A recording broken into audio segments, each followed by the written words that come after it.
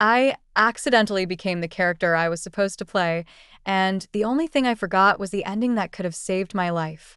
Hi, this is Blue Book Romance. Don't forget to like and subscribe for more romance stories. If that sounds ridiculous, trust me, I know. 3 months ago, I was one of the biggest actresses in China.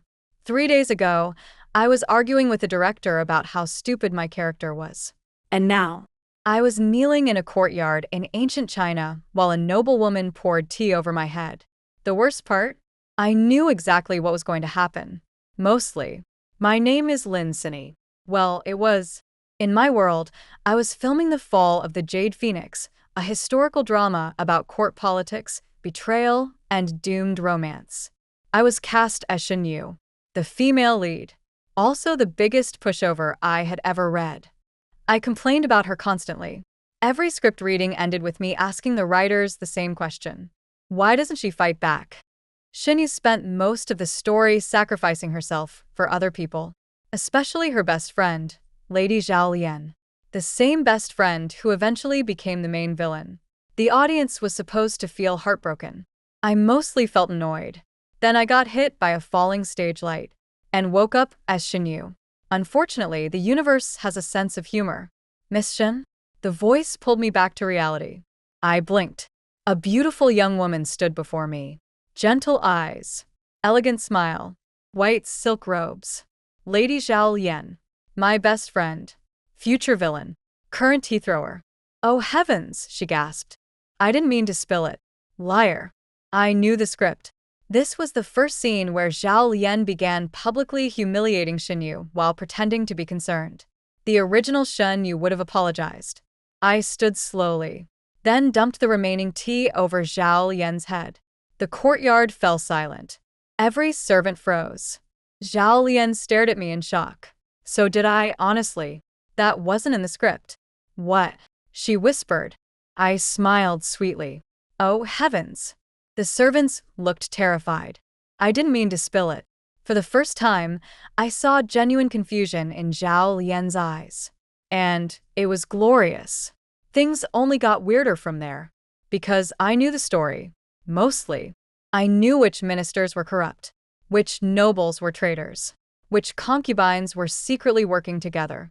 I even knew who would try to poison whom. What I didn't know was the ending. Because the production hadn't finished the final episodes before my accident.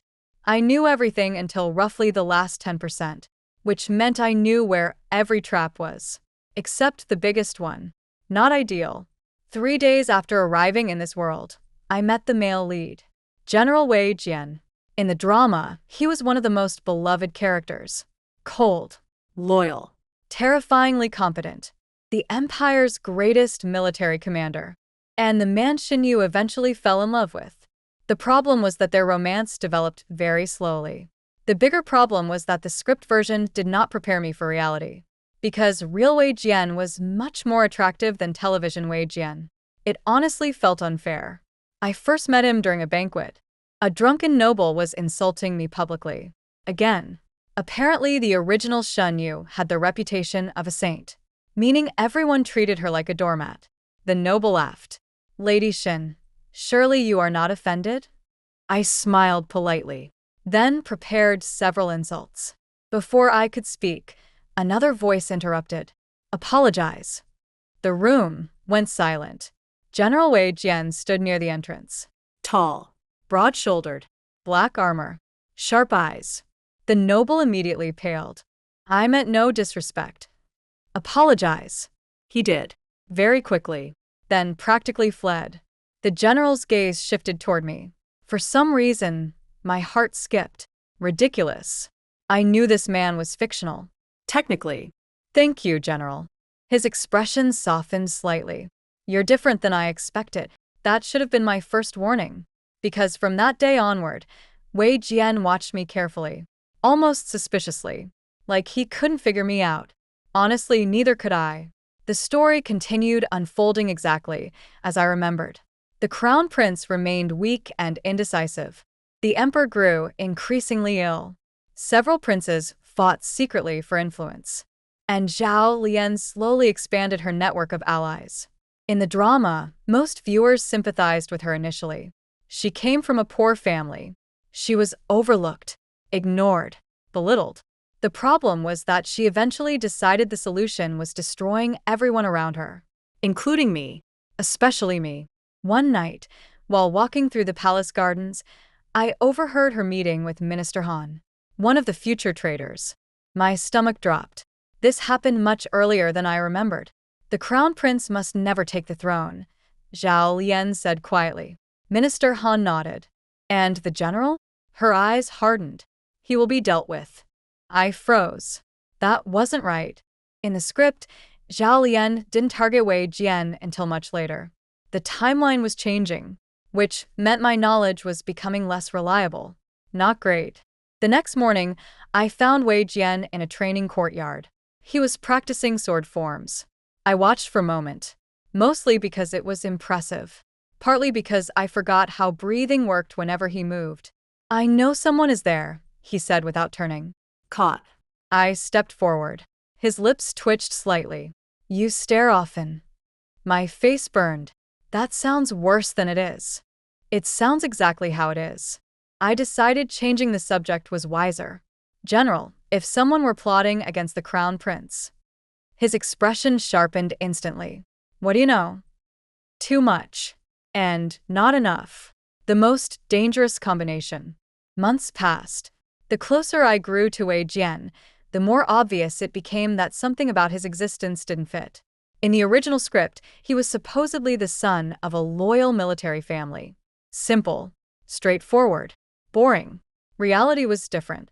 There were hidden meetings, secret documents, strange reactions from older court officials, and occasionally, people looked at him and the crown prince with uncomfortable expressions, like they were seeing something they shouldn't. Then came the assassination attempt. The crown prince nearly died during a hunting trip. Wei Jian saved him. Again. Afterward, I noticed something strange. The injured crown prince and Wei Jian stood side by side. Same eyes, same jawline, same height, same features. My brain nearly exploded. No. No way. Then I remembered.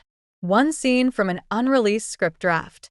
A conversation mentioning a royal infant who vanished years ago. Oh.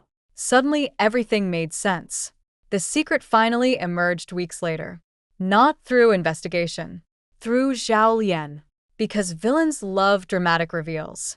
She exposed the truth before the entire court. General Wei Jian was the fraternal twin brother of Crown Prince Zhao Rui, the emperor's second son. The child secretly removed from the palace after a succession crisis. The court erupted into chaos. Half the ministers demanded his execution.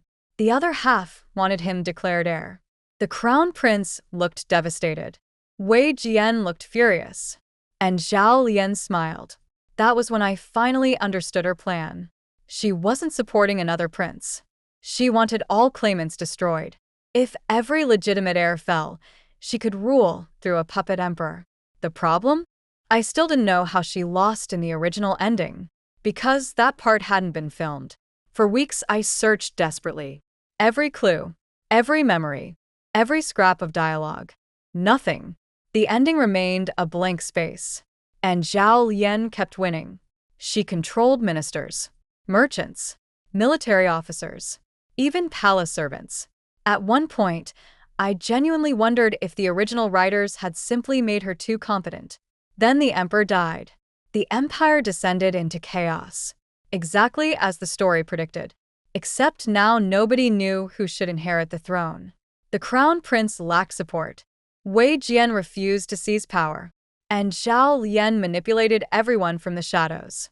We were losing. Badly. One night, I sat alone in my chambers staring at dozens of notes, trying desperately to remember anything. A line, a scene, an ending. Then I saw it. A piece of jade. Simple. Ordinary. The same jade pendant Zhao Lian carried from episode 1. My heart stopped. The pendant, not the throne, not the army. The pendant. Suddenly fragmented memories returned. A script discussion. The writers arguing. Someone mentioning hidden evidence. The pendant contained proof of Zhao Lian's true identity. She wasn't merely a noblewoman. She was connected to the previous rebellion that nearly destroyed the empire. Everything clicked. The next day, we exposed her. The hidden documents, the secret alliances, the murders, the betrayals. The court turned against her almost instantly. For the first time, Zhao Lian looked frightened. She stared at me. "How did you know?" I smiled sadly. "You should never underestimate the friend who watched your entire story." She didn't understand. How could she? Moments later, she was arrested. And just like that, the villain fell. Not with a battle, not with an army, but with the truth. Months later, peace finally returned. The crown prince ascended the throne. Wei Jian became Prince Wei. And somehow, despite every ridiculous thing that had happened, we fell in love. Properly. Not the rushed television version. The real version. The kind built through trust, arguments, laughter, shared burdens. One evening beneath flowering plum trees, he asked me to marry him. I said yes before he finished speaking. For a while, I believed that was the ending. Then I woke up, back in my hospital bed. Modern lights, modern machines, modern world. The accident had happened 6 months earlier. Everyone thought I had been unconscious the entire time. I should have been relieved. Instead, I cried, because I knew exactly what I'd lost. Weeks passed. Life returned to normal. Filming resumed. People celebrated my recovery. But every night, I looked at the stars and wondered if Wei Jian had ever been real. Then one evening, after leaving the studio, I saw a man standing across the street. Tall. Broad shoulders. Familiar eyes. My heart nearly stopped. Impossible. Absolutely impossible. Yet there he was, wearing a modern black coat, looking thoroughly annoyed by traffic. Wei Jian. He crossed the street slowly. Our eyes met. Neither of us spoke for several seconds. Finally, I managed one sentence. "How are you here?" His expression remained perfectly serious. I have spent 3 weeks attempting to understand elevators. I laughed so hard I nearly cried. People stared. I didn't care. Wei Jian stepped closer. The city lights reflected in his eyes. The same eyes that had once looked at me across palace courtyards and battlefields. "I found you," he said quietly. The noise of the city seemed to disappear. For a moment, it felt like 2 worlds had collided. Maybe they had. I smiled, then took his hand. And together, we walked into a future neither of us had read in any script.